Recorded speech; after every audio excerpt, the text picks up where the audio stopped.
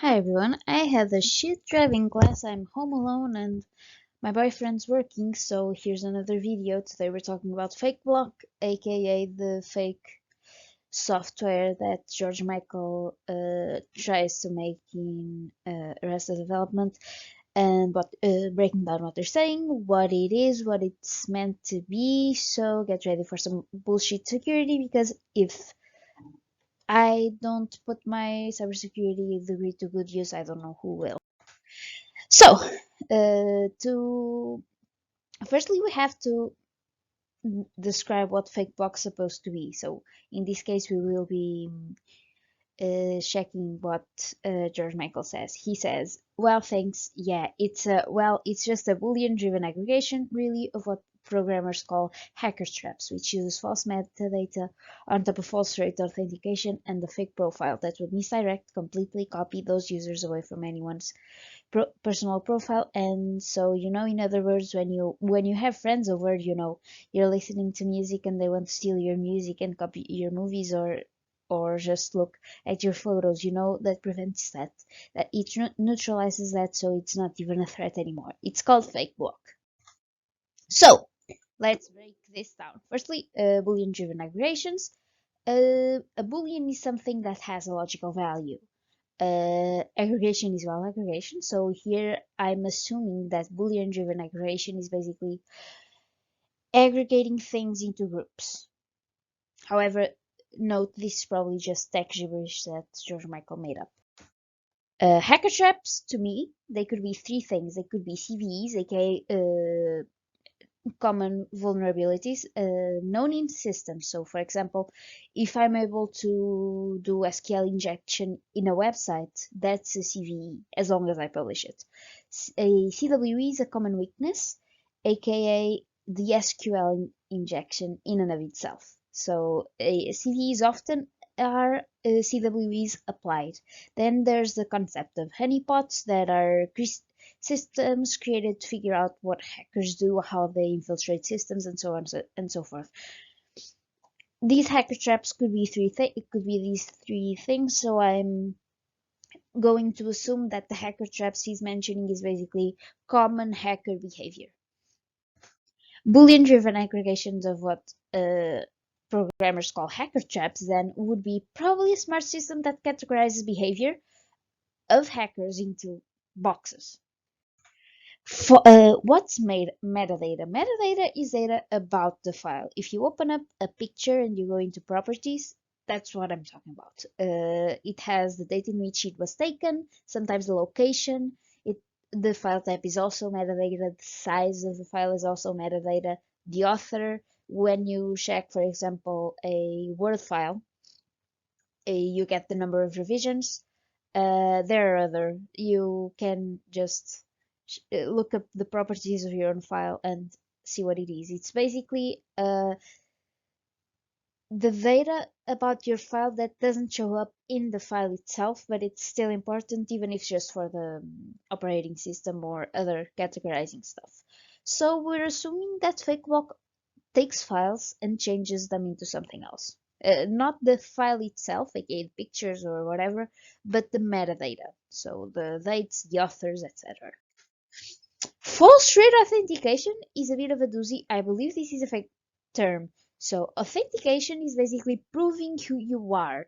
Firstly, most of the time you're identifying and authenticating yourself. So it's like, but authentication in and of itself is proving who you say proving who you are, whereas identification is saying who you are. I'm assuming here that this is like somewhere that Fakeblock is a website in which you create a profile, so you would authenticate yourself for that. And false rate authentication, to me, would probably be that either in the backend or even as for the in the server side of things, there would be fake authentications logged, just so hackers wouldn't know when you're actually online when hacking the servers. And also, if there is like a last seen um, feature, I guess, in your profile, it would be altered to sometimes be less or more recent. Once again, this is probably just tech gibberish. What does this mean then? Taking into account the previous whole speech. I believe that he's describing something that uses common exploitation methods, groups them, and using them alongside fake file data and fake authentication times, aka, the thing I just explained, they create a fake profile which supposedly hackers would get to instead of your real data. This doesn't make much sense because firstly, let's see what the characters say. They always describe this as a privacy and anti-piracy software. Is this is this pro privacy? Kinda, no-ish. If Just because there exists one fake profile, aka the profile public isn't the real one, doesn't mean there won't be others. Just because you have a private Instagram doesn't mean that you also have a public Instagram. You see, just because you have a private Instagram doesn't mean that you don't have a public Twitter. Unless you have no other footprint, your privacy can still be violated. However, there are also other things. Just because your metadata is fake, which by the way, once you post photos, most out of metadata, if you ever post a photo on Facebook and then you download it and check the properties, it's probably different from the original properties. That's a thing that well makes sense when you take into account like storing it when you post pictures on Facebook and whatever the pictures are stored, and storing the metadata makes the pictures bigger. So often the metadata is just scrapped.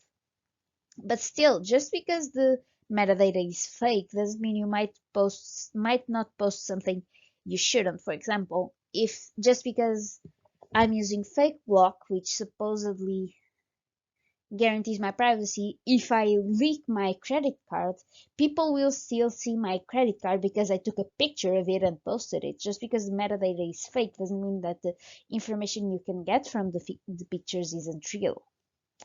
Social engineering can also get people to give you what they shouldn't give. So just because you have a private fake block profile doesn't mean that people won't, you know, get into other stuff.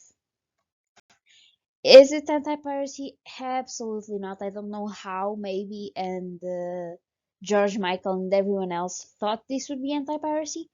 In no way, shape, or form does he mention scrapping or anything of the sort. So it's not anti-piracy at all. Because it's also impossible to delete something from the internet. Copyright holders do try to delete things off of the internet. Try posting a Katy Perry song, you can't. Try posting a Taylor Swift song, you can't. But, and a lot of YouTubers do this, they, especially when it comes to like film stuff, they use filters to to hide and to distort the the video, so it's not as easy to tag. Um, there could be machine learning models that detect and flag content, even uh, like messed up content, but this would be super hard first because there's a pretty much uh, infinite number of ways you can fuck up a movie and it still be watchable. Um, and also, just because you flag it doesn't mean it won't stop existing. You don't own other people's servers, and that's where the data is. That's where your file or your movie or your music is. You don't own their servers. If I post, if I'm hosting my own website and I in my own servers, like I have a server at home and I do the whole thing and I post like Mean Girls there, nothing on the server side can make the people who own the copyright of Mean Girls can't take the website away from me.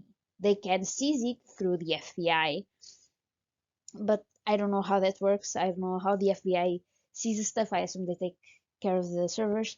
They can serve me with papers, but as long as I control the server, no one can touch it. Can we make the described software? It's kind of doable, but also kind of useless. If we're assuming that that this is a profile, then you need people to sign up for the profile. And if you want hackers to only know the profile on Fakeblock, then you need it to be important enough for Google to place it on the top. And so it's kind of murky and it's kind of weird, and it can be doable, but it won't really be useful. As they describe it, this would basically be having a private Instagram or a private account on anything and having it be quote unquote extra secure. The show version isn't doable either because you can't delete data from the internet and you can't create perfect walls for privacy because people are most often the issue and they often give access when it isn't warranted. They say things they shouldn't say. They post things they shouldn't post. Uh, yeah. Thanks. I had a shit day, and my next video will probably be weeb related. So here's a blurb from my show. I love you, Asuka.